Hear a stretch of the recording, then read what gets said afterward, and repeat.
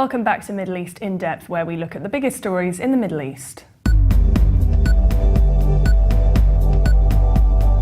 And now let's see why there has been some controversy in Egypt on Hamas. Ariel Ben Solomon writes in the Jerusalem Post an article titled "Musa denies saying Hamas should recognise Israel."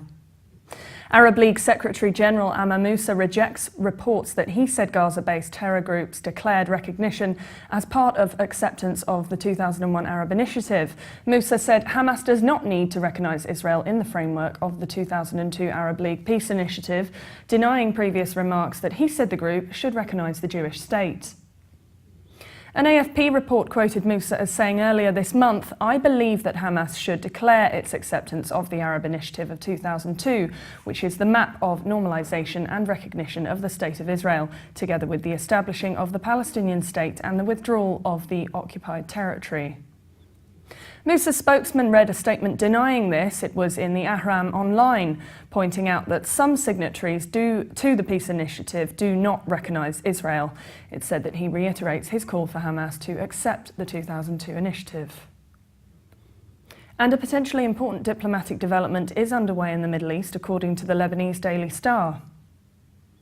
Rami Khouri writes on this development, which is Washington's tendency toward cooperating with the soon-to-be-formed Palestinian Unity Government, even if Hamas as an organisation does not accept the conditions of the Middle East Quartet to recognise Israel and honour previous agreements and abandon violence.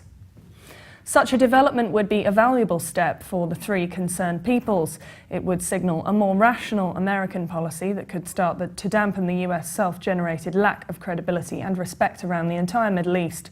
The development would force Israelis to react to the reality of how isolated they have become, as their closest ally separates from them, in this area at least.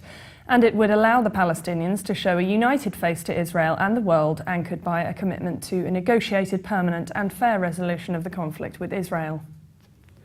Khouri argues the American move would also be a major blow to Israel's sustained and largely successful attempts to keep Washington tightly tethered to the ideological views of right-wing Zionist extremists who now dominate both Israel and the battalions of pro-Israel lobbyists in the United States. This is a significant change from the situation 8 years ago, when Hamas won the January 2006 Palestinian parliamentary elections and headed the new government, which promptly elicited an Israeli-American boycott of that government. This time, Khouri adds the Palestinians have been more diplomatically astute by announcing clearly and often, as Palestinian President Mahmoud Abbas did in recent meetings with top US officials John Kerry and Susan Rice, that the new government will be committed to Abbas's diplomatic program and will abide by the Quartet's three conditions. The US wisely seems to have decided to separate its distaste for Hamas from the criteria it uses to determine whether to engage with a Palestinian Unity Government supported by Hamas and virtually all other factions. According to Khouri, this suggests that Washington may be defining the legitimacy of the Palestinian interlocutors it deals with on the basis of American values and interests, rather than on the basis of frenzied Zionist hysteria that has shaped such American decisions in the past and made a laughingstock of American diplomacy in the world. And for more updates, please visit Levant.tv.